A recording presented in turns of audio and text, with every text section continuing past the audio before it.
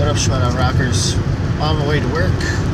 Figured I'd do it now instead of later because I'm probably going to be trying to record another thing and I want to be able to have time to upload both in one day. So, here's what we're doing. And it's going to be very shaky, so I'm sorry. Yeah. One of these days I'll eventually get a freaking GoPro. So, the week of Murrell. Not sure you call it that, but yeah.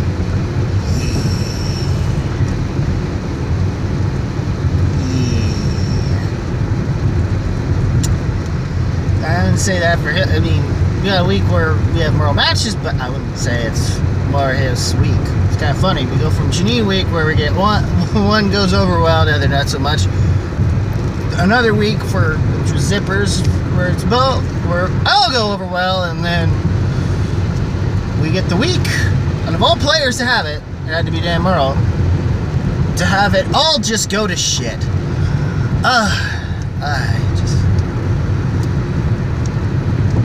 And yeah, if you hadn't figured it out already, yeah, it didn't go, and none of these matches went over as well for Murrell. At this point, he's just, the only luck he's had is the fact he still has that free-for-all thing in his back pocket. But anyways, guys, it's, as far as the matches themselves, it was Korruption versus Founding Fathers 2. And, just Kalinowski's on a whole nother thing, especially since after that, what happened with Janine week on that match. And I think by that point, I think nobody was initially doubting him, but I think a lot of people were expecting Smets to win when it came to Collision, including myself. If you haven't figured that out already, you probably need to see that Schmoedown Rocks episode a few weeks back. So,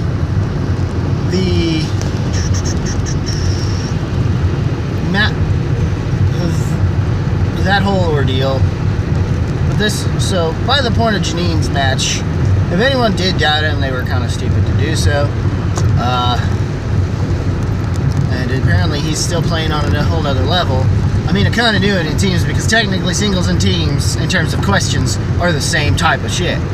So, of course, if Kalinowski is going to do well in the singles match, just as well as he does IG, there's no way he's not going to wind up playing that level too. But it all depends on if someone, but given that you're facing two players in the game that are top tier, that are already top tier, at least in singles, and one of which at least in teams for sure.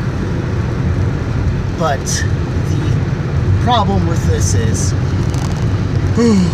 sorry, still trying to, I'm not much morning person, but still. Anyway, I really did.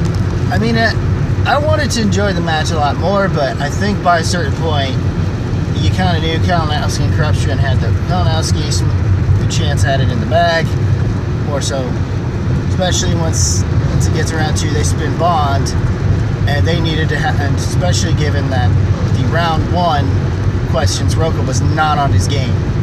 So, and then they had to do the spins, and then we get into spinner's choice, and then he gets Bond, of course, runs that through, and then we get the follow-up to that being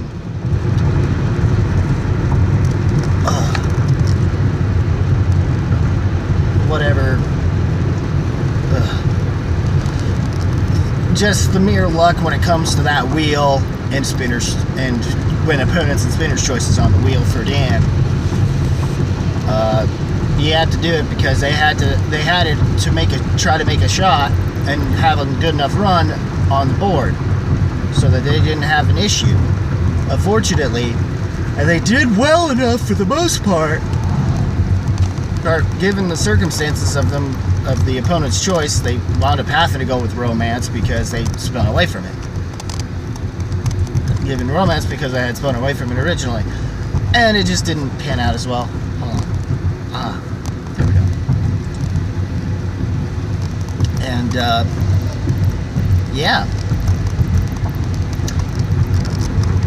overall, I really...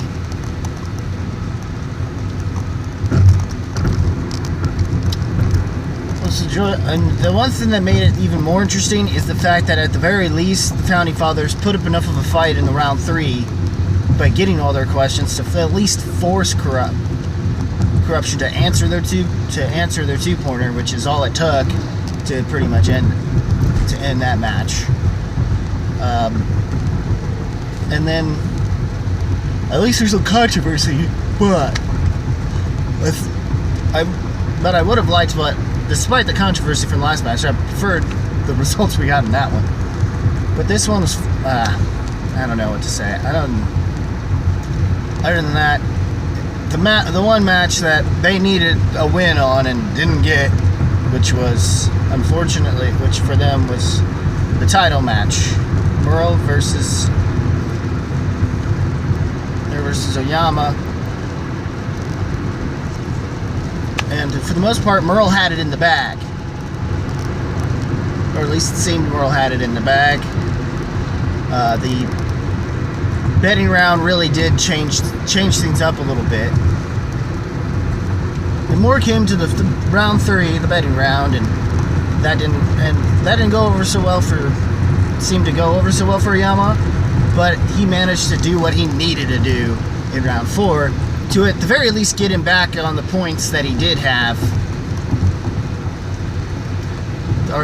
before he lost those points in the betting round. At least getting him within 2. At least in terms of winding up getting him within 2 of Murrell and literally the same points he had before he lost them. I believe he was at the very least able to answer his 2- and 3-pointer, which he needed to do. To at the very least force Murrell to answer any of his questions. And Murrell wound up, it wound up being to where they were 2 points off.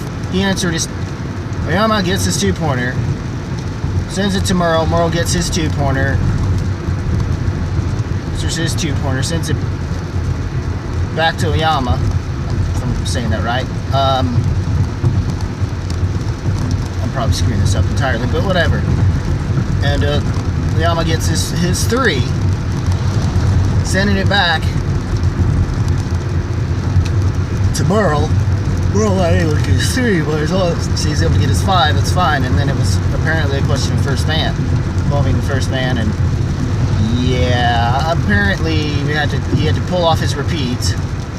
It was just unlucky that the third 3-pointer was was involving something with Pixar, which apparently he's not good at.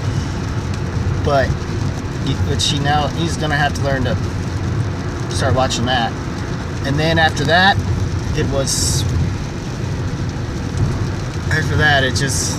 the luck just ran out for Murrell, and instead of just giving himself more time, which he should have, and I think he would have come up with it. So which made this even bigger shocker, and Oyama wins it and becomes not only US champion, but the first amongst the fan leagues to finally hold a belt. So,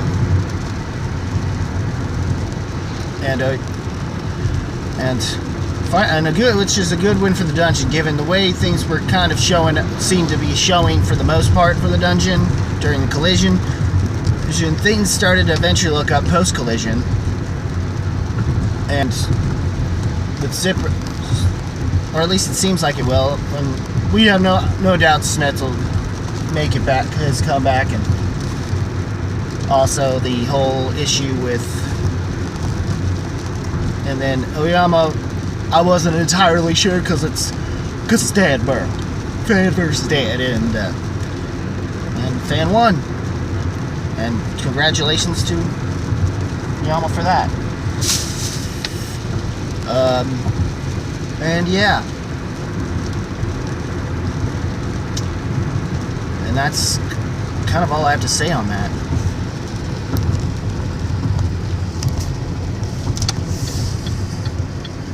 So say with that, not sure when he's gonna what he's gonna use that title shot for, but plus Robert Burnet's reign starts up.